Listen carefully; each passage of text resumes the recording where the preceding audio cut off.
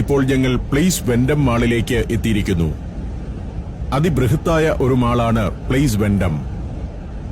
2022 FIFA world കപ്പിനെ വരവേൽക്കുന്നതിന്റെ ഭാഗമായാണ് ഇതിന്റെ നിർമ്മാണവും പൂർത്തിയാക്കിയത്.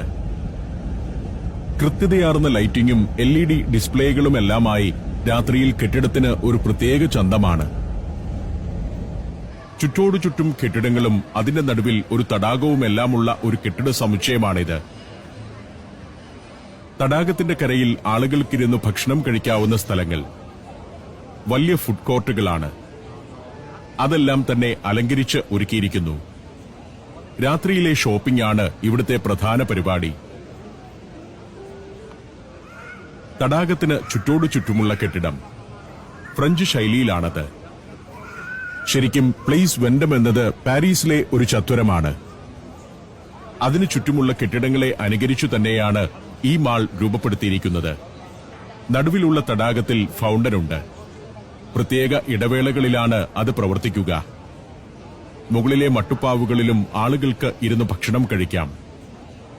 കോഫി ഷോപ്പുകളും പലയിനം റെസ്റ്റോറന്റുകളുമൊക്കെ ഇവിടെയുണ്ട്.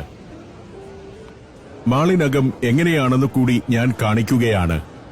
അതിവിസ്തൃതമായ ഒരു മാളാണ്. ഒരു വമ്പൻ മാളിനകത്തുള്ള സൗകര്യങ്ങളെല്ലാം ഇവിടെയുമുണ്ട്. ആഡംബരം അല്പം കൂടുതലാണെന്നതാണ് പ്രത്യേകത. എനിക്ക് അകത്തേക്കാൾ ഇഷ്ടപ്പെട്ടത് പുറത്തെ ഈ കാഴ്ചയാണ്. പുറത്ത് താഴെ നിരവധി റെസ്റ്റോറന്റുകളുണ്ട്. അവിടെയെല്ലാം ഹീറ്ററുകൾ വച്ചിരിക്കുന്നു.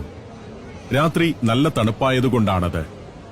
കുറെ ആളുകൾ അങ്ങുമിങ്ങും നടക്കുന്നുണ്ട്. നേരം രാത്രി 10 മണിയായിരിക്കുന്നു. പക്ഷേ ആളുകൾ ഒഴിഞ്ഞു തുടങ്ങിയിട്ടില്ല. തടാകത്തിന്റെ ഉപജലാശയങ്ങളിലൂടെ ചെറുബോട്ടുകളിൽ ആളുകൾ പോകുന്നു. അധികം താമസിയാതെ ഇവിടെ ഫൗണ്ടൻ പ്രവർത്തിച്ചു തുടങ്ങും. ഒരു ലേസർ ഷോയുമുണ്ട്.